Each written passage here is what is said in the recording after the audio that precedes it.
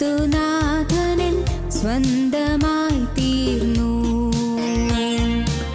പൂർവിയെ ജയിച്ച ക്രിസ്തുനാഥനിൻ സ്വന്തമായി തീർന്നു. ഉയർത്തെഴുന്നേറ്റു.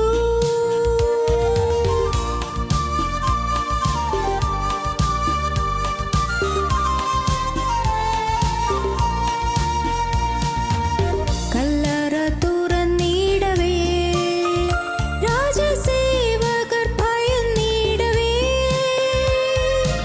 വല്ലഭനീശു ഉയർത്തെഴുന്നേറ്റു. നിത്യമാം ജീവനെ നൽകിടുവാൻ വല്ലഭനീശു ഉയർത്തെഴുന്നേറ്റു. നിത്യമാം ജീവനെ നൽകിടുവാൻ ഉയർത്തെഴുന്നേറ്റു. ഹല്ലേലൂയ, ജയിച്ചെഴുന്നേറ്റു. പൂർവിയെ ജയിച്ച ക്രിസ്തുനാഥനിൻ സ്വന്തമായി തീർന്നു.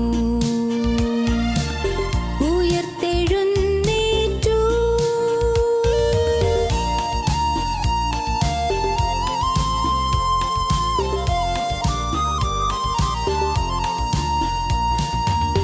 മരണമേ വിഷമെവിടെ? പാതാളമേ ജയമെവിടെ? മരണത്തെ ജയിച്ചവൻ ഉയർത്തെഴുന്നേറ്റു. പാതാള വൈരിയെ ജയിച്ചവനായി മരണത്തെ ജയിച്ചവൻ ഉയർത്തെഴുന്നേറ്റു. പാതാള വൈരിയെ ജയിച്ചവനായി ഉയർത്തെഴുന്നേറ്റു.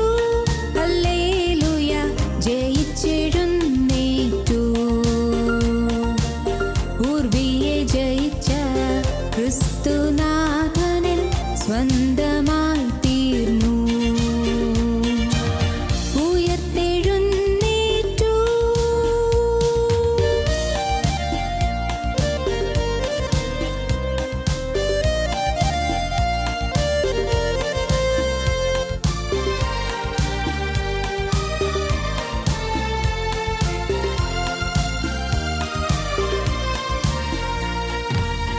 മരിച്ചവരുടെ ഇടയിൽ ജീവനാഥനെ തേടുകയോ? നീതിയിൻ അധിപതി ഉയർത്തെഴുന്നേറ്റു. സ്വർഗ്ഗപിതാവിൻ മഹിമയിതേ.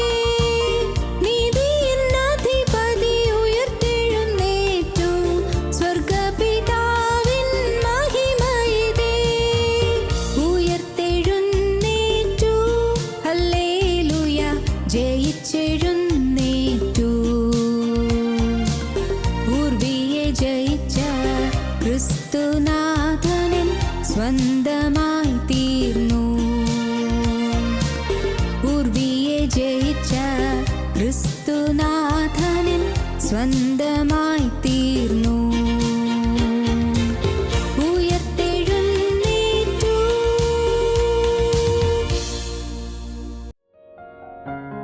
ഞങ്ങളും ക്രൂശിക്കപ്പെട്ട ക്രിസ്തുവിനെ പ്രസംഗിക്കുന്നു. ദൈവ തിരുനാമത്തിന് മഹത്വം ഉണ്ടാകട്ടെ. ഉൽപ്പത്തി പുസ്തകം 45 അധ്യായത്തിൽ നാം വായിക്കുന്നത് 28 വാക്യം. മതി, എൻ്റെ മകൻ യൗസേപ്പ് ജീവനോടിരിക്കുന്നു, ഞാൻ മരിക്കും മുൻപേ അവനെ പോയി കാണും എന്ന് ഇസ്രായേൽ പറഞ്ഞു. 27 വാക്യം. യൗസേപ്പ് തങ്ങളോട് പറഞ്ഞ വാക്കുകളൊക്കെയും അവർ അവനോട് പറഞ്ഞു. തന്നെ കയറ്റി കൊണ്ടുപോകുവാൻ യോസേപ്പ് അയച്ച രഥങ്ങളെ കണ്ടപ്പോൾ അവരുടെ അപ്പനായ യാക്കോബിന് വീണ്ടും ചൈതന്യം വന്നു. മതി, എൻ്റെ മകൻ യൗസേപ്പ് ജീവനോടിരിക്കുന്നു, ഞാൻ മരിക്കും മുമ്പേ അവനെ പോയി കാണും എന്ന് ഇസ്രായേൽ പറഞ്ഞു. യാക്കോബിന് ചൈതന്യം വന്നു. യൗസേപ്പ് പറഞ്ഞ വാക്കുകൾ കേട്ടു. യൗസേപ്പിൻ്റെ അരികത്ത് പോയി വന്ന് യൗസേപ്പിൻ്റെ സഹോദരന്മാർ 11 പേരും പറഞ്ഞത് യാക്കോബ് കേട്ടു. മാത്രമല്ല, യൗസേപ്പിൻ്റെ ആഗ്രഹം യൗസേപ്പ് അറിയിച്ചിരിക്കുന്നു. അപ്പൻ എൻ്റെ അരികത്ത് വന്ന് താമസിക്കണം, അപ്പൻ എൻ്റെ കൊട്ടാരത്തിൽ വന്ന് താമസിക്കണം, അപ്പൻ എൻ്റെ രാജധാനിയിൽ വന്ന് താമസിക്കണം, അപ്പൻ എൻ്റെ അരമനയിൽ വന്ന് പാർക്കണം, അപ്പനോട് ഒരുമിച്ച് എനിക്ക് താമസിക്കണം, എനിക്ക് ഇനിയും ജീവിതകാലം പുലരണം. യൗസേപ്പ് ഈ വിവരം സഹോദരന്മാർ വഴി അപ്പനെ അറിയിക്കുക മാത്രമല്ല, അപ്പനെ കൂട്ടിക്കൊണ്ടുവരുവാൻ മിസ്രയീമ്യ രഥങ്ങളെ അയച്ചിരിക്കുന്നു. മിസ്രയീമിലെ, ഈജിപ്തിലെ രഥങ്ങൾ, ഫറോ രാജാവിൻ്റെ രഥങ്ങൾ, പ്രാചീന സംസ്കാരത്തിൻ്റെ കളിത്തൊട്ടിലായ ഈജിപ്തിലെ ആ വിസ്തൃതങ്ങളായ രഥങ്ങൾ, അതാണ് ഇപ്പോൾ കനാനിൽ വന്ന് നിൽക്കുന്നത്. പ്രിയപ്പെട്ടവരെ, യൗസേപ്പ് അയച്ചതായ രഥങ്ങൾ അത് കണ്ടപ്പോൾ, തന്നെ കയറ്റിക്കൊണ്ടുപോകുവാനായി യൗസേപ്പ് അയച്ച രഥങ്ങളെ കണ്ടപ്പോൾ അപ്പനായ യാക്കോബിന് വലിയ സന്തോഷമായി, വലിയ ചൈതന്യമായി. എന്താണ് ഈ കാണിക്കുന്നത്? യൗസേപ്പ് ജീവനോടിരിക്കുന്നു എന്നതിൻ്റെ തെളിവ്. യൗസേപ്പ് ജീവനോടിരിക്കുന്നു. സ്നേഹിതരെ, യൗസേപ്പ് ജീവനോടിരിക്കുന്നു. യൗസേപ്പിനെ 20 വെള്ളിക്കാശിനാണ് വിറ്റത്. ഇസ്മായേലിയ കച്ചവടക്കാർക്ക് 20 വെള്ളിക്കാശിനാണ് യൗസേപ്പിനെ വിറ്റ് കളഞ്ഞത്.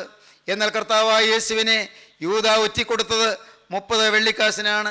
ഉൽപ്പത്തി പുസ്തകത്തിലെ യൗസേപ്പ് പുതിയ നിയമത്തിലെ കർത്താവായ യേശുവിൻ്റെ സിംബലാണ്, യേശുവിൻ്റെ നിഴലാണ്, യേശുവിൻ്റെ അടയാളമാണ്, യേശുവിൻ്റെ പ്രതിരൂപമാണ്. യേശുവിൻ്റെ നിഴലായി യൗസേപ്പിനെ നാം പഴയ നിയമത്തിൽ കാണുകയാണ്. ഈ യൗസേപ്പ് ജീവനോടിരിക്കുന്നു. എന്താണ് അതിൻ്റെ അർത്ഥം? കർത്താവായ യേശു ജീവനോടുകൂടിയിരിക്കുന്നു. യേശു ജീവിക്കുന്നു. 2000 വർഷം മുൻപ് റോമൻ ഗവൺമെൻറ്റിൻ്റെ ആ കുരിശിൽ മരിച്ചു തീർന്നില്ല കർത്താവായ യേശുവിൻ്റെ ജീവിതം. റോമൻ സർക്കാർ ഒരുക്കിയ ആ കുരിശിൽ തീർന്നു പോയി എന്നാണ് മഹാപുരോഹിതന്മാർ ചിന്തിച്ചത്. ഇവൻ്റെ കഥ കഴിഞ്ഞല്ലോ എന്ന് അവർ സന്തോഷിച്ചു. ഈ നസ്രായൻ്റെ കാര്യം തീർന്നല്ലോ, ഇനി അവനെ കൊണ്ട് ശല്യം ഉണ്ടാവുകയില്ലല്ലോ എന്ന് അവർ വിചാരിച്ചു. അവർ സന്തോഷിച്ചു, അവർ അഭിമാനം കൊണ്ടു. മഹാപുരോഹിതന്മാരും ശാസ്ത്രികളും പരീശന്മാരും യെരൂശലേം ദേവാലയത്തിലെ മതമേധാവികളും എല്ലാം ഊറ്റം കൊണ്ടു. ഈ നസ്രായൻ്റെ കഥ തീർത്തല്ലോ, നന്നായി എന്ന്. അവനെ അരിമത്യക്കാരൻ യൗസേപ്പിൻ്റെ കല്ലറയിൽ അടക്കം ചെയ്തു, കല്ലറയ്ക്ക് മുദ്ര വെച്ചു. നല്ല സന്തോഷമായി, തീർന്നു, അവസാനിച്ചു, കഥ തീർന്നു. എന്നാൽ പ്രിയപ്പെട്ടവരെ, കല്ലറയെ തട്ടി തകർത്തുകൊണ്ട് കർത്താവായ യേശു ഉയർത്തെഴുന്നേറ്റു. മരണത്തെ വെല്ലുവിളിച്ചുകൊണ്ട് കർത്താവായ യേശു ഉയർത്തെഴുന്നേറ്റു. ഹേ മരണമേ, നിന്റെ ജയമെവിടെ? പാതാളമേ, നിന്റെ ജയമെവിടെ? മരണമേ, നിന്റെ ജയമെവിടെ? നിന്റെ വിഷമുള്ള എവിടെയെന്ന് വെല്ലുവിളിച്ചുകൊണ്ട് കർത്താവായ യേശു ഉയർത്തെഴുന്നേറ്റ് ജീവിക്കുന്നു. യേശു ജീവിക്കുന്നു. യേശു ഉയർത്തെഴുന്നേറ്റ് ജീവിക്കുന്നു. ഞാനൊരു സംഭവം വായിക്കുകയുണ്ടായി. നിങ്ങൾ കേട്ട് കാണും. റോബർട്ട് ഇംഗർസോൾ എന്ന് പറയുന്ന മഹാനായ ഒരു വ്യക്തിയെക്കുറിച്ച്. അദ്ദേഹം മഹാനായിരുന്നു, പക്ഷേ നിർഭാഗ്യവശാൽ അദ്ദേഹം ദൈവവിശ്വാസം ഇല്ലാത്തവനായിരുന്നു. ദൈവം ഇല്ല എന്ന് ചിന്തിച്ചവനായിരുന്നു. ബൈബിൾ അവിശ്വസിച്ച മനുഷ്യനായിരുന്നു. ബൈബിൾ മിഥ്യയാണെന്ന് പറയുകയും പ്രഖ്യാപിക്കുകയും ചെയ്ത മനുഷ്യനായിരുന്നു റോബർട്ട് ഇംഗർസോൾ. എന്നാൽ ഒരു ദിവസം ഇംഗർസോൾ ട്രെയിനിൽ യാത്ര ചെയ്യുകയായിരുന്നു. ട്രെയിൻ പോകുമ്പോൾ അദ്ദേഹം ഇരുന്ന കമ്പാർട്ട്മെൻറ്റിൽ വളരെ മാന്യമായി വേഷം ധരിച്ച ഒരു മനുഷ്യൻ കടന്നു വന്ന് എതിരെ ഇരുന്നു. വേറെ ആരുമില്ല. കുറച്ചു നേരം കഴിഞ്ഞു. ഇംഗർസോൾ ചോദിച്ചു, നിങ്ങൾ ആരാണ്? നിങ്ങൾ ഇപ്പോൾ കയറി വന്ന് നിങ്ങൾ ഉടനെ വായിക്കാൻ തുടങ്ങുന്നല്ലോ, നിങ്ങൾ ആരാണ്? പറഞ്ഞു, എൻ്റെ പേര് ല്യൂ വാലസ് എന്നാണ്. ല്യൂ വാലസ്, ഓ ഞാൻ കേട്ടിട്ടുണ്ടല്ലോ, ധാരാളം പുസ്തകം എഴുതിയിട്ടുള്ള ആളാണല്ലോ, ധാരാളം വളരെ വിശിഷ്ടമായ സാഹിത്യ ഗ്രന്ഥങ്ങൾ എഴുതിയിട്ടുള്ള ആളാണല്ലോ. അങ്ങാരാണ്? എൻ്റെ പേര് റോബർട്ട് ഇംഗർസോൾ എന്നാണ്. ഓഹോ, റോബർട്ട് ഇംഗർസോൾ, ഞാൻ ധാരാളം കേട്ടിട്ടുണ്ട്. അങ്ങയെക്കുറിച്ച് എനിക്ക് വളരെയേറെ കാര്യങ്ങൾ അറിയാം. ഇപ്പോൾ ആദ്യമായിട്ട് കാണുകയാണല്ലോ, സന്തോഷമായി. അവരെ കുറേ നേരം സംസാരിച്ച് ക്രിസ്തീയ വിശ്വാസത്തെക്കുറിച്ചും ക്രിസ്തുവിനെക്കുറിച്ചും ബൈബിളിനെക്കുറിച്ചെല്ലാം പറയാൻ തുടങ്ങി. ഓരോന്ന് പറയുമ്പോഴെല്ലാം ഈ ല്യൂ വാലസ് അദ്ദേഹം ദൈവവിശ്വാസിയാണ്, റോബർട്ട് ഇംഗർസോൾ ദൈവവിശ്വാസിയല്ല, നിരീശ്വരനാണ്. ഈ റോബർട്ട് ഇംഗർസോൾ പറഞ്ഞു, നിങ്ങൾ ഇനിയും വിശ്വസിക്കുകയാണോ ക്രിസ്തു ഉണ്ട് എന്ന്? ക്രിസ്തു ഉയർത്തെഴുന്നേറ്റ് പറയുന്നത് വെറും മിഥ്യയല്ലേ? അതെല്ലാം വെറും മണ്ടത്തരമല്ലേ? അങ്ങനെ ഒരാൾ മരിച്ചിട്ട് അങ്ങനെ ഉയർത്തെഴുന്നേൽക്കുമോ? അതെല്ലാം വെറുതെ ഈ മനുഷ്യൻ പറഞ്ഞുണ്ടാക്കുന്ന അബദ്ധമല്ലേ? മിയർ അബ്സേർഡിറ്റി, വെറും അസംബന്ധമല്ലേ പറയുന്നത് എന്നെല്ലാം ഈ ഇംഗർസോൾ പറഞ്ഞു. ല്യൂ വാലസ് എല്ലാം കേട്ടു. അവരെ പിരിയാൻ നേരത്ത് റോബർട്ട് ഇംഗർസോൾ പറഞ്ഞു, നിങ്ങൾ നല്ലൊരു സാഹിത്യകാരനല്ലേ, നിങ്ങൾക്ക് വളരെ വിദഗ്ധമായി നല്ലൊന്നാം തരം കൃതികൾ രചിക്കാൻ കഴിവുണ്ടല്ലോ, നിങ്ങളൊരു നല്ല ലോക ക്ലാസിക് രചിക്കൂ, വിശ്വോത്തരമായൊരു ക്ലാസിക് നിങ്ങൾ എഴുതിയുണ്ടാക്കൂ. അതിൽ ക്രിസ്തു ഇല്ല എന്നും ക്രിസ്തു മിഥ്യയാണെന്നും ക്രിസ്തുവിൻ്റെ ഉയർത്തെഴുന്നേൽപ്പ് അസംബന്ധമാണെന്നും ബൈബിൾ വെറും അബദ്ധമാണെന്നും എല്ലാം തെളിയിച്ചുകൊണ്ട് നിങ്ങളൊരു പുസ്തകം എഴുതൂ, അത് വിശ്വോത്തര ക്ലാസിക്കായി മാറും എന്ന് പറഞ്ഞു. പ്രിയപ്പെട്ടവരെ, ഈ ലീവ് വാലസും റോബർട്ട് ഇംഗർസോളും ഒന്ന് പിരിഞ്ഞു. ലീവ് വാലസ് പഠനം തുടങ്ങി. ക്രിസ്തു മതത്തെക്കുറിച്ച്, ക്രിസ്തീയ വിശ്വാസത്തെക്കുറിച്ച്, ബൈബിളിലെ ഓരോ പുസ്തകത്തെക്കുറിച്ച്, ക്രിസ്തുവിൻ്റെ ജീവചരിത്രത്തെക്കുറിച്ച്, ക്രിസ്തുവിൻ്റെ ജീവചരിത്രം, ക്രിസ്തുവിൻ്റെ പരശുശ്രൂഷ, ക്രിസ്തുവിൻ്റെ ക്രൂശാരോഹണം, ക്രിസ്തുവിൻ്റെ കബറടക്കം, ക്രിസ്തുവിൻ്റെ ഉയർത്തെഴുന്നേൽപ്പ്, അനേകം കാര്യങ്ങൾ പഠിച്ചു. എന്തിന്? യേശു മിഥ്യയാണ് തെളിയിക്കാൻ. യേശു ക്രിസ്തു വെറും അബദ്ധത്തിൻ്റെ ഒരു പ്രണേതാവാണ് എന്ന് തെളിയിക്കാൻ. അതിനുവേണ്ടി ഇപ്രകാരം ഒരു പുസ്തകം എഴുതുന്നതിന് ഒരുങ്ങി വളരെ വിദഗ്ധമായ ഗവേഷണ പഠനങ്ങൾ നടത്തി. കേൾക്കണമോ? പഠനമെല്ലാം കഴിഞ്ഞു 4 വർഷം കഴിഞ്ഞ് 44 വയസ്സാണ് അദ്ദേഹത്തിന് അന്ന്. 40ാമത്തെ വയസ്സിലാണ് ഇംഗർസോളിനെ കണ്ടത്. 4 വർഷത്തെ പഠനത്തിന് ശേഷം പഠിച്ച് എഴുതിയുണ്ടാക്കിയ കടലാസുകളെല്ലാം ഫയലായി മേശപ്പുറത്ത് അടുക്കി വെച്ചിട്ട് അദ്ദേഹം കസേരയിൽ ഇരുന്ന് എഴുതാൻ ആരംഭിച്ചു. എന്താണ് എഴുതാൻ തുടങ്ങുന്നറിയാമോ? ക്രിസ്തു മിഥ്യയാണ്, ഈ വേദപുസ്തകം അസംബന്ധമാണ്, ക്രിസ്തു ഉയർത്തെഴുന്നേൽപ്പ് പറയുന്നതെല്ലാം മുഴുവൻ അബദ്ധമാണ്, അങ്ങനെയാണ് എഴുതാൻ പോകുന്നത്. അതിനുള്ളതായ അനേകം കാര്യങ്ങൾ, തെളിവുകളെല്ലാം പഠിച്ചാണ് അദ്ദേഹം എഴുതാൻ തുടങ്ങുന്നത്. വിശദമായ പഠനമാണ് നടത്തിയത്. പ്രിയപ്പെട്ടവരെ, അവസാനം എഴുതാൻ തുടങ്ങി, പേനയെടുത്തു, ആദ്യത്തെ അക്ഷരം എഴുതാൻ തുടങ്ങി, എഴുതാൻ പറ്റുന്നില്ല. അദ്ദേഹം പെട്ടെന്ന് ചാടി കസേരയിൽ നിന്ന് എഴുന്നേറ്റിട്ട് ചാടി നിലത്ത് മുട്ടുകുത്തിയിരുന്നു. അദ്ദേഹം കരയാൻ തുടങ്ങി. 2 കൈയും കൊണ്ട് മുഖം പൊത്തി അദ്ദേഹം വിങ്ങി കരയുകയാണ്. കരയുന്നതിൻ്റെ ഇടയ്ക്ക് അദ്ദേഹം പറഞ്ഞു, യേശുവേ എന്നോട് ക്ഷമിക്കണമേ, എൻ്റെ യേശുവേ എന്നോട് പൊറുക്കണമേ, യേശുവേ ഞാൻ അബദ്ധത്തിന്, ഞാൻ വിഡ്ഢിത്തത്തിന് ഞാൻ എന്നെ തന്നെ വിട്ടുകൊടുത്തു പോയി. നീ ഇല്ല എന്ന് ഞാൻ തെളിയിക്കാൻ ശ്രമിക്കും തോറും നീ എനിക്ക് കൂടുതൽ യാഥാർത്ഥ്യമായി അനുഭവമാകുന്നു. നാഥ, ഞാൻ നിന്നെ ത്യജിക്കാൻ തുടങ്ങുമ്പോൾ നീ എൻ്റെ ഹൃദയത്തിൽ ശാന്തിയും സമാധാനവും പകരുന്നു. നിന്നെ ഞാൻ നിഷേധിക്കാൻ തുടങ്ങുമ്പോൾ എൻ്റെ ഹൃദയത്തിൽ അത്ഭുതകരമായ ശാന്തി വന്ന് നീ ജീവിക്കുന്നുവെന്ന് എനിക്ക് അനുഭവം തരുന്നു. ഇത് പറഞ്ഞു മനസ്സിലാക്കേണ്ടതല്ല, അനുഭവിക്കേണ്ടതാണ്. നാഥ, നീ എന്നോട് പൊറുക്കണമേ. അദ്ദേഹം ഏങ്ങലടിച്ച് കരഞ്ഞ് പ്രാർത്ഥിച്ചിട്ട് വീണ്ടും എഴുന്നേറ്റു, ഇരുന്ന് എഴുതി, മനോഹരമായൊരു പുസ്തകം എഴുതി. ആ പുസ്തകത്തിൻ്റെ പേര് കേൾക്കണമോ? ബെൻഹർ എന്ന് പറയുന്ന പുസ്തകം. അത് നിങ്ങളിൽ ചിലരെങ്കിലും പക്ഷേ വായിച്ചിട്ടുണ്ടാകും. അത് വായിച്ചിട്ടുള്ളവർ കോരിത്തരിച്ചിട്ടുണ്ടാകും. ക്രിസ്തു വിശ്വാസത്തെ വളരെ കനത്ത ഗാംഭീര്യത്തോടെ പ്രകാശിപ്പിക്കുന്നതായ സുന്ദരമായ ഒരു സാഹിത്യ ഗ്രന്ഥം ബെൻഹർ. ഞാനത് വായിച്ചിട്ടുണ്ട്. അതിൻ്റെ സാഹിത്യ മൂല്യം ഞാൻ ആസ്വദിച്ചിട്ടുണ്ട്. മാത്രമല്ല, അതിനകത്തുള്ളതായ ആശയങ്ങളുടെ ഗരിമയിൽ ഞാൻ ആമഗ്നനായി ഞാൻ എന്നെ തന്നെ മറന്നിരുന്ന് ദൈവത്തെ മഹത്വപ്പെടുത്തിയിട്ടുണ്ട്. ക്രിസ്തുവിൻ്റെ അപ്രമേയ വ്യക്തിത്വത്തെ വ്യക്തമായി ചൂണ്ടിക്കാണിക്കുന്ന ആ അതിശയകരമായ മനോഹരമായ ഒരു നല്ല ഗവേഷണ പഠനത്തിൻ്റെ പിൻബലമുള്ള സുന്ദരമായ ഒരു നോവൽ ബെൻഹർ. സഹോദരങ്ങളെ, ഞാൻ പറയട്ടെ, യേശുക്രിസ്തു ജീവിക്കുന്നുണ്ട്. യേശുക്രിസ്തു ജീവിക്കുന്നു. യേശുക്രിസ്തു ഇന്ന് നമ്മെ ഓരോരുത്തരെയും കാണുന്നു. നിങ്ങൾ ഇരിക്കുന്ന ഇരിപ്പിൽ യേശു നിങ്ങളെ കാണുന്നു. നിങ്ങൾ നടക്കുമ്പോൾ യേശു നിങ്ങളെ കാണുന്നു. മകനെ, നീ ഉറങ്ങാൻ കിടക്കുമ്പോൾ യേശു നിന്നെ കാണുന്നു. മകളെ, നീ അടുക്കളയിൽ ബന്ധപ്പെട്ട് ജോലി ചെയ്ത് ശരീരം തളരുമ്പോൾ യേശു നിന്നെ കാണുന്നു. സ്നേഹിത, നീ ഓഫീസിൽ വലഞ്ഞു വിഷമിക്കുമ്പോൾ യേശു നിന്നെ കാണുന്നു. മാന്യ ദൈവവൈതലേ, നീ ജോലിഭാരത്തിൽ വിഷമിച്ച് തല കൈകൊണ്ട് താങ്ങിക്കൊണ്ട് നീ വളരെ മടുപ്പോടെ ക്ഷീണത്തോടെ കോട്ടുവായിട്ട് തളർന്നിരിക്കുമ്പോൾ യേശു നിന്നെ കാണുന്നു. ദൈവവൈതലേ, സ്വർഗത്തിലെ ദൈവം ജീവിക്കുന്ന ദൈവമാണ്. എന്തിനാണ് യേശു ഉയർത്തെഴുന്നേറ്റത്? നിങ്ങൾ ചിന്തിച്ചിട്ടുണ്ടോ? യേശു ഉയർത്തെഴുന്നേറ്റത് ഒരേ ഒരു കാര്യത്തിന് വേണ്ടിയാണ്, കരച്ചിൽ മാറ്റാനാണ്.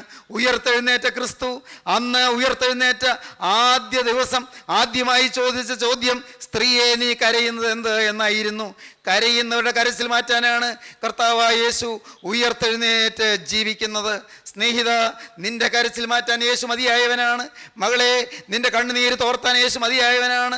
ദൈവവൈതലേ, നിന്റെ ഹൃദയത്തിന് നൊമ്പരങ്ങൾ ഒപ്പിയെടുത്ത് മാറ്റുവാൻ കർത്താവായ യേശു മതിയായവനാണ്. അനേകം ജീവിതങ്ങൾക്ക് യേശു സമാധാനം നൽകിയിട്ടുണ്ട്. അനേകം ജീവിതങ്ങളിൽ യേശു ശാശ്വത ശാന്തി തന്നിട്ടുണ്ട്. യേശു ജീവിക്കുന്നു. എന്താണ് നാം കാണുന്നത്? എൻ്റെ മകൻ യൗസേപ്പ് ജീവനോടിരിക്കുന്നു, ഞാൻ അവനെ പോയി കാണും. തന്നെ അയറ്റിക്കൊണ്ടു പോകുവാൻ യൗസേപ്പ് അയച്ച രഥങ്ങളെ കണ്ടപ്പോൾ അവരുടെ അപ്പനായ യാക്കോബിന് വീണ്ടും ചൈതന്യം വന്നു. മതി, എൻ്റെ മകൻ യൗസേപ്പ് ജീവനോടിരിക്കുന്നു, ഞാൻ മരിക്കും മുൻപേ അവനെ പോയി കാണും എന്ന് പറഞ്ഞു. മറ്റൊരു ഗൗരവമേറിയ അർത്ഥമുണ്ട്. അത് ഇനിയും പറഞ്ഞു തരാം. പ്രിയപ്പെട്ടവരെ, രഥങ്ങളെ കാണുകയാണ്.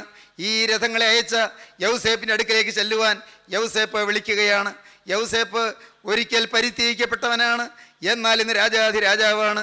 യൗസേപ്പ് ഒരിക്കൽ അവനെ 20 വെള്ളിക്കാശിന് വിറ്റതാണ്, എന്നാൽ അവൻ ഇന്ന് ഭരിക്കുന്നവനായി വാഴുകയാണ്. ഈ യൗസേപ്പ് സഹോദരന്മാർ പൊട്ടക്കണത്തിൽ തള്ളിയിട്ട് കൊല്ലാൻ നോക്കിയതാണ്, എന്നാൽ അവൻ ഇന്ന് മേലധികാരിയായി വാഴുകയാണ്, പ്രശോഭിക്കുകയാണ്. എന്തിനെ കാണിക്കുന്നു? ഒരിക്കൽ മുൾമുടിയേറ്റ് കടന്നുപോയ ക്രിസ്തു അവൻ രാജാവായി വാഴുകയാണ്. ഒരിക്കൽ മനുഷ്യരുടെ നിന്നയേറ്റ്, മുഖത്ത് തുപ്പലേറ്റ്, കന്നത്ത് അടിയേറ്റ്, മുഖത്ത് നിന്ന് രോമങ്ങൾ പിഴുതെടുത്ത്, രോമകൂപങ്ങൾ രക്തം തുളിച്ച്, അങ്ങനെ വേദനയുടെ പ്രതീകമായി വേദനയുടെ പ്രതിരൂപമായി കടന്നുപോയ കർത്താവായ യേശു അവനിന്ന് വാഴുകയാണ്. അവനിന്ന് പിതാവിൻ്റെ വലത്തുഭാഗത്ത് ഇരിക്കുകയാണ്. മാത്രമല്ല പ്രിയപ്പെട്ടവരെ, അവൻ വീണ്ടും വരുന്നവനാണ്. കർത്താവായ യേശു വീണ്ടും വരും. യേശു ഈ ലോകത്തിൽ നിന്ന് മാറ്റപ്പെടുന്നതിന് മുൻപ്, ക്രൂസിലേറുന്നതിന് മുൻപ് കർത്താവ് തൻ്റെ പ്രിയപ്പെട്ട ശിഷ്യന്മാർ 11 പേരെ ചേർത്തിരുത്തിയിട്ട് പറഞ്ഞു, ഞാൻ നിങ്ങൾക്ക് സ്ഥലമൊരുക്കുവാൻ പോകുന്നു. ഞാൻ പോയി നിങ്ങൾക്ക് ഭവനമൊരുക്കിയാൽ ഞാൻ ഇരിക്കുന്നിടത്ത് നിങ്ങളും ഇരിക്കേണ്ടതിന് പിന്നെയും വന്ന് നിങ്ങളെ എൻ്റെ അടുക്കൽ ചേർത്തുകൊള്ളും. ഞാൻ പോകുന്നത് നിങ്ങൾക്ക് നല്ലത്. ഞാൻ നിങ്ങൾക്ക് സ്ഥലമൊരുക്കുവാൻ പോകുന്നു. ഞാൻ പോയി നിങ്ങൾക്ക് സ്ഥലമൊരുക്കിയാൽ ഞാൻ ഇരിക്കുന്നിടത്ത് നിങ്ങൾ ഇരിക്കേണ്ടതിന് പിന്നെയും വന്ന് നിങ്ങളെ എൻ്റെ അടുക്കൽ ചേർത്തുകൊള്ളും. യേശു വീണ്ടും വരുമെന്ന് പറഞ്ഞിട്ടാണ് പോയത്. യേശു സ്വർഗാരോഹണം ചെയ്യുന്ന സമയത്ത് 2 ദൂതന്മാർ, വെള്ളവസ്ത്രധാരികളായ 2 മാലാഖമാർ അങ്ങ് ആകാശത്ത് നിന്ന് പറന്നു വന്ന് മധ്യാകാശത്തിൽ നിന്നു. ആ ദൂതന്മാർ പറഞ്ഞു, ഗലീലാ പുരുഷന്മാരെ, നിങ്ങൾ ആകാശത്തിലേക്ക് നോക്കി നിൽക്കുന്നത് എന്ത്? നിങ്ങളെ വിട്ട് സ്വർഗാരോഹണം ചെയ്ത ഈ യേശുവിനെ, അവൻ സ്വർഗത്തിലേക്ക് പോകുന്നവനായി നിങ്ങൾ കണ്ടതുപോലെ തന്നെ അവൻ വീണ്ടും വരും. നിങ്ങളെ വിട്ട് സ്വർഗാരോഹണം ചെയ്തു പോയ ഈ യേശുവിനെ, അവൻ സ്വർഗത്തിലേക്ക് പോകുന്നവനായി നിങ്ങൾ കണ്ടതുപോലെ തന്നെ അവൻ വീണ്ടും വരുമെന്ന് അപ്പോസ്തല പ്രവൃത്തിയുടെ പുസ്തകം 1-ാം അധ്യായത്തിൽ നാം വായിക്കുന്നു. സ്നേഹിതരെ, യേശു വീണ്ടും വരും. കർത്താവായ യേശു പോയതിനു ശേഷം ക്രൂശിക്കപ്പെട്ടു, ഉയർത്തെഴുന്നേറ്റു, സ്വർഗാരോഹണം ചെയ്ത് പോയതിനു ശേഷം പ്രിയപ്പെട്ടവരെ, കർത്താവിൻ്റെ അപ്പോസ്തലന്മാരെ പറഞ്ഞു, കർത്താവിൻ്റെ പ്രിയപ്പെട്ട അപ്പോസ്തലനായ യോഹന്നാൻ ശ്ലീഹ പറഞ്ഞു, കാൺമീൻ, നാം ദൈവമക്കളെന്ന് വിളിക്കപ്പെടുവാൻ പിതാവ് നമുക്ക് എത്ര വലിയ സ്നേഹം നൽകിയിരിക്കുന്നു. അങ്ങനെ തന്നെ നാം ആകുന്നു. നാം ഇന്നതാകുമെന്ന് ഇതുവരെ പ്രത്യക്ഷമായില്ല. അവൻ പ്രത്യക്ഷനാകുമ്പോൾ നാം അവനെ താൻ ഇരിക്കുമ്പോൾ തന്നെ കാണുന്നതാകൊണ്ട് അവനോട് സദൃശന്മാരാകും എന്ന് നാം അറിയുന്നു. പ്രിയപ്പെട്ടവരെ, അവൻ പ്രത്യക്ഷനാകും എന്ന് യോഹന്നാൻ ശ്ലീഹ പറഞ്ഞു. കർത്താവിൻ്റെ ശിഷ്യന്മാരിൽ പ്രധാനിയായിരുന്ന പത്രോസ് ശ്ലീഹ പറഞ്ഞു, കർത്താവിൻ്റെ ദിവസമോ കള്ളനെ പോലെ വരും. അപ്പോൾ ആകാശം കൊടുമുഴക്കത്തോട് ഒഴിഞ്ഞു പോകും, മൂലപദാർത്ഥങ്ങൾ കത്തി അഴിയുകയും ഭൂമിയോടുള്ള പണികളും എന്തു പോകുകയും ചെയ്യും. പത്രോസിന്റെ 2-ാമത്തെ ലേഖനം 3-ാം അധ്യായത്തിൽ 10-ാം വാക്യം മുതൽ വായിക്കുമ്പോൾ കാണാം, ചിലർ താമസമെന്ന് വിചാരിക്കുന്നത് പോലെ കർത്താവ് തന്റെ വാഗ്ദത്തം നിവർത്തിപ്പാൻ താമസിക്കുന്നില്ല. ആരും നശിച്ചു പോകാതെ എല്ലാവരും മാനസാന്തരപ്പെടുവാൻ അവൻ ഇച്ഛിച്ച് നിങ്ങളോട് ദീർഘക്ഷമ കാണിക്കുന്നതേ ഉള്ളൂ. കർത്താവിൻ്റെ ദിവസമോ കള്ളനെ പോലെ വരും. അപ്പോൾ അന്ന് ആകാശം കൊടുമുഴക്കത്തോട് ഒഴിഞ്ഞു പോകും, മൂലപദാർത്ഥങ്ങൾ കത്തി അഴിയുകയും ഭൂമിയും അതിലുള്ള പണികളും വെന്തു പോകുകയും ചെയ്യും. അപ്പോസ്തലനായ പത്രോസ് പറഞ്ഞു, അപ്പോസ്തലനായ പൗലോസ് പറഞ്ഞു, തൻ്റെ ലേഖനങ്ങളിലെല്ലാം അപ്പോസ്തലൻ പറഞ്ഞിട്ടുണ്ട്. എന്താണ് പറഞ്ഞത്? അപ്പോസ്തലനായ പൗലോസ് പറഞ്ഞു, കർത്താവ് താൻ ഗംഭീരനാദത്തോടും പ്രധാന ദൂതന്റെ ശബ്ദത്തോടും ദൈവത്തിന്റെ കാഹളത്തോടും കൂടെ സ്വർഗത്തിൽ നിന്ന് ഇറങ്ങി വരികയും ക്രിസ്തുവിൽ മരിച്ചവർ മുമ്പേ ഉയർത്തെഴുന്നേൽക്കുകയും ചെയ്യും. പിന്നെ ജീവനോടെ ശേഷിക്കുന്നവരായ നാം അവരോട് ഒരുമിച്ച് ആകാശത്തിൽ കർത്താവിനെതിരേൽപ്പാൻ മേഘങ്ങളിൽ എടുക്കപ്പെടും. പ്രിയപ്പെട്ടവരെ, കർത്താവായ യേശു വീണ്ടും വരുമെന്ന് അപ്പോസ്തലനായ പൗലോസ് സാക്ഷിച്ചു. യൂദാസ് ശ്ലീഹ തൻ്റെ ലേഖനത്തിൽ ഒരേ ഒരു അധ്യായം മാത്രമേ ഉള്ളൂ. പക്ഷേ ആ ലേഖനത്തിൽ അതിലെ പറഞ്ഞിരിക്കുന്നു, ആ ഒരധ്യായം മാത്രമുള്ള ലേഖനത്തിൽ 15-ാം വാക്യം മുതൽ പറയുന്നു, ഇതാ കർത്താവ് എല്ലാവരെയും വിധിപ്പാനും അവർ അഭക്തിയോടെ ചെയ്ത ഭക്തി വിരുദ്ധമായ സകല പ്രവൃത്തികളെ നിമിത്തം ഭക്തി കെട്ട പാപികൾ തൻ്റെ നേരെ പറഞ്ഞ സകല നിഷ്ഠൂരങ്ങളെ നിമിത്തവും ഭക്തി കെട്ടവരൊക്കെയും ബോധം വരുത്തുവാനും 1000 വിശുദ്ധന്മാരോടുകൂടെ വന്നിരിക്കുന്നു എന്ന് പ്രവചിച്ചു. യേശു വീണ്ടും വരുമെന്ന് യൂദാസ് ശ്ലീഹ പ്രവചിച്ചു. ലേഖനം എഴുതിയ യാക്കോബ് ശ്ലീഹ പറഞ്ഞു, ന്യായാധിപതി വാതിൽക്കൽ നിൽക്കുന്നു. പ്രിയപ്പെട്ടവരെ, യേശു വരാറായി എന്ന് യാക്കോബ് ശ്ലീഹായും പറഞ്ഞു. നോക്കൂ, പിൽക്കാലത്ത് സഭയുടെ വിശുദ്ധ പിതാക്കന്മാര് 318 ബാബാമാര് കൂടി നിഖ്യാ സുന്നതദോസില് ഒരുമിച്ച് കൂടി അത്ഭുതകരമായ ആത്മീക തേജോമയമായ കാര്യങ്ങൾ പരിയാലോചിച്ചപ്പോൾ, നിഖ്യാ വിശ്വാസ പ്രമാണം എഴുതിയപ്പോൾ, 2-ാം ഖണ്ഡികയുടെ അവസാനം എഴുതി, ജീവനുള്ളവരെയും മരിച്ചവരെയും ന്യായം വിധിപ്പാൻ തൻ്റെ വലിയ മഹത്വത്തോടെ ഇനിയും വരുവാനിരിക്കുന്നവനും തൻ്റെ രാജ്യത്തിന് അവസാനമില്ലാത്തവനുമായ യേശു മിശിഹായ ഏകകർത്താവിലും ഞങ്ങൾ വിശ്വസിക്കുന്നു. എത്ര വ്യക്തമായിട്ടാണ് പറയുന്നത്! ജീവനുള്ളവരെയും മരിച്ചവരെയും ന്യായം വിധിപ്പാൻ തൻ്റെ വലിയ മഹത്വത്തോടെ ഇനിയും വരുവാനിരിക്കുന്നവനും തൻ്റെ രാജ്യത്തിന് അവസാനമില്ലാത്തവനുമായ യേശു മിശിഹായ ഏകകർത്താവിലും ഞങ്ങൾ വിശ്വസിക്കുന്നു. പ്രിയപ്പെട്ടവരെ, നിന്റെ മഹത്വം ഉദിക്കുന്ന നാൾ നിൽക്കണം. അവർ വലഭാഗത്തിലെന്ന് നാളുകളായി പോരാ, വർഷങ്ങളായി, നൂറ്റാണ്ടുകളായി ഇതാ വിശ്വാസികൾ പാടുന്നു, നിന്റെ മഹത്വം ഉദിക്കുന്ന ഒരു നാളുണ്ട് എന്ന്. മഹിമോദയ ദിവസം എന്ന് വിശുദ്ധന്മാർ പാടുകയും അത് പ്രകീർത്തിക്കുകയും ചെയ്തു. മഹിമ ഉദിക്കുന്നൊരു ദിവസമുണ്ട് എന്ന്. താവക മഹിമോദയ ദിവസേ നിർത്തണേ താവക പൂജകരെ, പരിശുദ്ധന്മാരുടെ നിരയിൽ നിന്റെ പൂജകരെ, നിന്റെ ആരാധകരെ, നിന്റെ മഹിമ ഉദിക്കുന്ന ദിവസം താവക പൂജകരെ പരിശുദ്ധന്മാരുടെ നിരയിൽ നിർത്തണമേ എന്ന് പ്രാർത്ഥിച്ച പിതാക്കന്മാർ. സ്നേഹിതരെ, ഓർക്കൂ, ഇന്ന് ഈ തലമുറയിൽ ജീവിക്കുന്ന നാം വിശ്വസിക്കുന്നു യേശു വീണ്ടും വരുമെന്ന്. യൗസേപ്പ് ജീവനോടുകൂടി ഇരിക്കുന്നുണ്ട്. യൗസേപ്പ് രഥങ്ങളെ അയച്ചിരിക്കുകയാണ്. ഒറ്റിക്കൊടുത്ത യൗസേപ്പ്, തള്ളിക്കളഞ്ഞ യൗസേപ്പ്, കൊല്ലുവാൻ നോക്കി യൗസേപ്പ്, അതേ സഹോദരന്മാർ തിരസ്കരിച്ച യൗസേപ്പ്, സഹോദരന്മാർ നിരസിച്ചു കളഞ്ഞ യൗസേപ്പ്, മുൾമുടി ചാർത്തി കടന്നുപോയ പുതിയ യുഗത്തിലെ യൗസേപ്പാകുന്ന കർത്താവായ യേശു അവൻ വാഴുകയാണ്. അവൻ അധിപതിയായി വാഴുകയാണ്. അവൻ രാജകിരീടം ചൂടി വരാനിരിക്കുന്നു. പ്രിയപ്പെട്ടവരെ, മുൾമുടിയേറ്റ് കടന്നുപോയവൻ രാജകിരീടം ചൂടി വരും. ദൈവത്തിന്റെ വലിയ നാമം മഹത്വപ്പെടട്ടെ. യജമാനൻ വരും. അന്നേരത്ത് ഉണർവുള്ളവരായി മുന്തിരിത്തോപ്പിൽ പണി ചെയ്യുന്നവരായി കാണുന്ന ദാസന്മാരത്രേ ധന്യന്മാർ. യജമാനൻ വരും പ്രിയരെ, സംശയിക്കേണ്ട. പാടിയതുകൊണ്ടല്ല, അനുഭവിക്കണം പ്രിയരെ, വിശ്വസിക്കണം. യജമാനൻ വരും.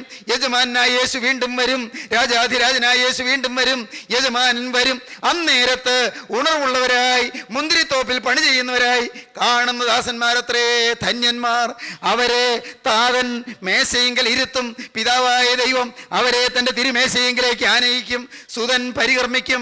പുത്രൻ തമ്പുരാൻ അവരെ ശുശ്രൂഷിക്കും. മാത്രമല്ല, റൂഹ് കുദിശ പാറക്കലീത്ത മുടയുന്ന മുടി, അതേ പരിശുദ്ധാത്മാവ്, ആശ്വാസപ്രദനായ പരിശുദ്ധാത്മാവ് കിരീടം മെടഞ്ഞ് അവരുടെ മകുടത്തിൽ ചൂടിക്കും, അവരുടെ ശിരസിലണിയിക്കും. ഇതെല്ലാം വിശ്വാസ സത്യങ്ങളാണ്. ഇതെല്ലാം പിതാക്കന്മാരുടെ വിശ്വാസമാണ്. സ്നേഹിതരെ, ഇപ്പോൾ നിങ്ങളോട് സ്നേഹത്തോടെ ചോദിക്കട്ടെ, നിങ്ങളുടെ ജീവിതത്തിൽ യേശു വരുമെന്ന് ഉറപ്പുണ്ടോ? യേശു വീണ്ടും വരുമെന്നുള്ള ഒരു വിശ്വാസം നിങ്ങൾക്കുണ്ടോ? രഥങ്ങളിതാ കാണാം. ഇന്ന് രഥങ്ങൾ കാണാൻ കിട്ടിയിട്ടുണ്ട്. ഏതാണ് ഈ രഥം? ദൈവത്തിൻ്റെ വലിയ നാമം മഹത്വപ്പെടട്ടെ. ഏതാണ് ഈ രഥം? ഇന്ന് ദൈവജനമേ, ഈ രഥം ഏതാണ്? രക്താങ്കിതമായ രഥം, കർത്താവായ യേശുവിൻ്റെ ഊനമില്ലാത്ത കുഞ്ഞാടിൻ്റെ രക്തം പോരേണ്ട ഈ രഥം ഏതാണ്? അത് വിശുദ്ധ സ്തുതിയാണ്. വിശുദ്ധ സ്തുതിയിൽ നിനക്ക് പറക്കാം മകനെ. വിശുദ്ധിയുടെ സ്തുതിയിൽ അത് നിനക്ക് പറക്കുവാൻ നീ യോഗ്യത പ്രാപിക്കുക. അത് വിശുദ്ധ സ്തുതിയാണ്. രഥങ്ങളെ കണ്ടു, രഥങ്ങൾ അയച്ചിരിക്കുന്നു. യൗസേപ്പ് അപ്പനെ കൊണ്ടുവരുവാൻ രഥങ്ങളെ അയച്ചിരിക്കുന്നു. മകനെ, നിന്നെ കൊണ്ടുപോകുവാൻ ഇന്ന് നിനക്ക് വേണ്ടി പരിശുദ്ധാത്മാവ് രഥം അയച്ചിരിക്കുകയാണ്. പരിശുദ്ധാത്മാവിന്റെ രഥം ഏത്? അത് വിശുദ്ധ സ്തുതിയാണ്. ആ വിശുദ്ധ സ്തുതിയുടെ ചിറകിന്മേൽ നിനക്ക് ചിറകടിച്ച് പറക്കാം. ബാല്യക്കാർ ക്ഷീണിച്ചു പോകും, യൗവനക്കാരും ഇടറി വീഴും. എന്നാൽ യഹോവയ്ക്കായി കാത്തിരിക്കുന്നവർ ശക്തിയെ പുതുക്കും. അവർ കഴുകന്മാരെ പോലെ ചിറകടിച്ച് കയറും.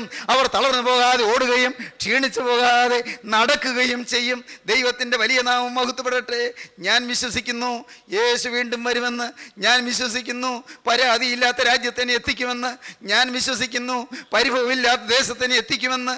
ഞാൻ വിശ്വസിക്കുന്നു രോഗമില്ലാത്ത നാട്ടിലെന്നെ എത്തിക്കുമെന്ന്. ഞാൻ വിശ്വസിക്കുന്നു പിണക്കമില്ലാത്ത ദേശത്തിനെ എത്തിക്കുമെന്ന്. ഞാൻ വിശ്വസിക്കുന്നു ഒറ്റപ്പെടുത്തലുകളോ കുറ്റപ്പെടുത്തലുകളോ അവഗണനകളോ ഇല്ലാത്ത സ്വർഗത്തിൽ എന്നെ എത്തിക്കുമെന്ന്. ഞാൻ വിശ്വസിക്കുന്നു ഞാൻ പാപിയെങ്കിലും എൻ്റെ പാപം പോക്കിയ ഊനമില്ലാത്ത കുഞ്ഞാടിനെ കുഞ്ഞാടിന്റെ രക്തം എന്നെ വീണ്ടെടുത്തു എന്ന് ഞാൻ വിശ്വസിക്കുന്നു. ദൈവജനമേ, ഇത് കേൾക്കുമ്പോൾ നിങ്ങൾക്ക് വിശ്വസിക്കാമോ? കുഞ്ഞാടിന്റെ തങ്ക തിരുവിലാവ് പൊട്ടിയൊഴിയ ചോരയിൽ നിന്റെ ജീവിതം കഴുകപ്പെട്ടു എന്ന് വിശ്വസിക്കാൻ കഴിയുമോ? മകനെ, മകളെ, നിനക്ക് വിശ്വസിക്കാൻ കഴിയുമോ? ഊനമില്ലാത്ത കുഞ്ഞാടിന്റെ രക്തം, ഹല്ലേലൂയ, ഊനമില്ലാത്ത കുഞ്ഞാടിന്റെ രക്തം, ഹല്ലേലൂയ, ഹല്ലേലൂയ, ഊനമില്ലാത്ത കുഞ്ഞാടിന്റെ രക്തം നിന്റെ ഹൃദയപാപങ്ങൾ കഴിയുമെന്ന് നീ വിശ്വസിക്കുന്നുണ്ടോ? ആ തിരുരക്തത്തിന്റെ മുദ്ര നിനക്ക് ദൈവം സൗജന്യമായി തരുന്നുവെന്ന് നീ വിശ്വസിക്കുന്നുണ്ടോ? നിന്റെ പാപക്കറകൾ കഴുകി തരുന്ന രക്തം, നിന്റെ പാപ ജീവിതത്തിൽ നിന്ന് ഒരു മോചനം തരുന്ന രക്തം, നിന്നെ ഉദ്ധരിക്കുന്ന രക്തം, നിന്നെ വിശുദ്ധീകരിക്കുന്ന രക്തം, നിന്നെ കഴുകി വെടിപ്പാക്കുന്ന രക്തം, നിനക്ക് പുതുബലം തരുന്ന രക്തം, പുതിയ ക്രമ നിന്നെ ധരിപ്പിക്കുന്ന രക്തം, പുതിയ വസ്ത്രം നിന്നെ ധരിപ്പിക്കുന്ന രക്തം, പുതിയ ആഭരണങ്ങൾ നിനക്ക് തരുന്ന രക്തം, കർത്താവായ യേശുവിന്റെ പരിശുദ്ധ രക്തം, പുണ്യാഹ രക്തം, ഇന്നും ഹാബേലിന്റെ രക്തത്തെക്കാൾ ഗുണകരമായി സംസാരിക്കുന്ന പുണ്യാഹ രക്തം ഇന്ന് ഈ സമയത്ത് നിങ്ങൾ കഴുകുവാൻ ദൈവജനമേ നിങ്ങൾ ആഗ്രഹിക്കുന്നുണ്ടോ? നിങ്ങൾ ദൈവത്തോട് യാചിപ്പീൻ, നിങ്ങൾ ദൈവത്തോട് അപേക്ഷിപ്പീൻ. നാഥാ, നിന്റെ രക്തം വന്ന് എന്നെ കഴുകണമേ, രഥങ്ങൾ എനിക്ക് കാണുമാറാക്കണമേ, വിശുദ്ധ സ്തുതി എനിക്ക് തരണമേ, വിശുദ്ധ സ്തുതിയുടെ പേരിൽ പറക്കാൻ എനിക്ക് ഭാഗ്യം തരണമേ, വിശുദ്ധ സ്തുതിയുടെ വിമാന ചെറുകളിൽ എന്നെ വഹിച്ചുകൊണ്ട് പോകണമേ, വിശുദ്ധ സ്തുതി എന്നെ അലങ്കരിക്കണമേ, ആത്മാവിന്റെ ആരാധനയുടെ സൗകുമാര്യവും സൗഭാഗ്യവും അനുഭവിക്കാൻ എനിക്ക് ഭാഗ്യം നൽകണമേ. ദൈവജനമേ പ്രാർത്ഥിപ്പീൻ, ദൈവജനമേ യാചിപ്പീൻ, കർത്താവിൻ്റെ കരുണയ്ക്കായി യാചിപ്പീൻ. നമുക്ക് പ്രാർത്ഥിക്കാം. സ്നേഹം നിറഞ്ഞ പിതാവേ, കരുണയുള്ള കർത്താവേ, ഈ മനോഹരമായ സമയത്തിനായി ഞങ്ങൾ നിന്നെ സ്തുതിക്കുന്നു. കർത്താവേ, ഞങ്ങൾ നിന്നെ സ്തോത്രം ചെയ്യുന്നു. ഞങ്ങളെ വീണ്ടെടുക്കുവാൻ കുരിശിൽ വെച്ച് രക്ഷക അവിടുന്ന് ഞങ്ങൾക്ക് വേണ്ടി കുറ്റമില്ലാത്ത രക്തം ചിന്തിയെന്ന് ഞങ്ങൾ വിശ്വസിക്കുന്നു. ഞങ്ങളെ വിശുദ്ധീകരിക്കാൻ പരിശുദ്ധാത്മാനെ അയച്ച ജീവനുള്ള ദൈവം, ഞങ്ങളെ പാപവും അശുദ്ധിയും തിന്മയും വിശുദ്ധീകരിച്ചുകൊണ്ടിരിക്കുന്ന പരിശുദ്ധാത്മാവിൻ്റെ ഡിസിപ്ലിന് വേണ്ടി ഞങ്ങൾ നിന്നെ സ്തുതിക്കുന്നു. ഞങ്ങൾ നിന്നെ സ്തോത്രം ചെയ്യുന്നു. കർത്താവേ, ഇന്ന് ഈ വചനം കേട്ട എല്ലാവരെയും വാഴ്ത്തും. വചനം കേട്ട എല്ലാവർക്കും പ്രത്യാശ നൽകണം. കണ്ണുനീരില്ലാത്ത ലോകത്ത് കർത്താവേ, സമാധാനത്തിൻ്റെ ദേശത്ത്, സ്നേഹത്തിൻ്റെ സാമ്രാജ്യത്തിൽ കർത്താവേ, സന്തോഷത്തിൻ്റെ പ്രതീസായി എൻ്റെ രാജാധിരാജൻ്റെ പാദം മുത്തിക്കൊണ്ട് ഹല്ലേലൂയ ഗാനങ്ങൾ പാടി വെള്ളക്കുരുത്തോല പിടിച്ച് വെള്ള നിലയങ്കി ധരിച്ച് നിന്നെ സ്തുതിപ്പാൻ കർത്താവേ എല്ലാവരെയും വിശുദ്ധരാക്കണമേ. വചനം കേട്ട എല്ലാവരെയും അവിടുത്തെ തിരുരക്തത്തിന്റെ മുദ്രയണിയിച്ച് അനുഗ്രഹിക്കണമേ. കർത്താവേ, ഭാരത്തോടിരിക്കുന്നവരുണ്ടല്ലോ കർത്താവേ, വേദനിച്ച് പൊളയുന്നവരുണ്ടല്ലോ കർത്താവേ, രോഗത്തിൽ വലയുന്നവരുണ്ടല്ലോ കർത്താവേ, മനസ്സമാധാനമില്ലാതെ അഴലുന്നവരുണ്ടല്ലോ കർത്താവേ, പ്രശ്നങ്ങളിൽ കർത്താവെ വലഞ്ഞുകൊണ്ടിരിക്കുന്നവര്, സങ്കീർണമായ പ്രശ്നങ്ങൾ ഉലഞ്ഞുകൊണ്ടിരിക്കുന്നവര്, എൻ്റെ നാഥ എല്ലാവരെയും അവിടുന്ന് സന്ദർശിക്കണം. ഇപ്പോൾ ആണിപ്പാടുള്ള കരം ഓരോരുത്തരുടെ ശിരസിൽ വയ്ക്കും. അനുഗ്രഹിക്കണമേ, ശുദ്ധീകരിക്കണമേ, വെടിപ്പാക്കണമേ, അവിടുന്ന് തൃക്കരം വെച്ച് ആശീർവദിക്കണമേ, തിരുനാമം മഹത്വപ്പെടുത്തണമേ. രാജാധിരാജനായ യേശുവിൻ്റെ അത്ഭുത നാമത്തിൽ പ്രാർത്ഥിക്കുന്ന കൃപയോടെ കേൾക്കണമേ.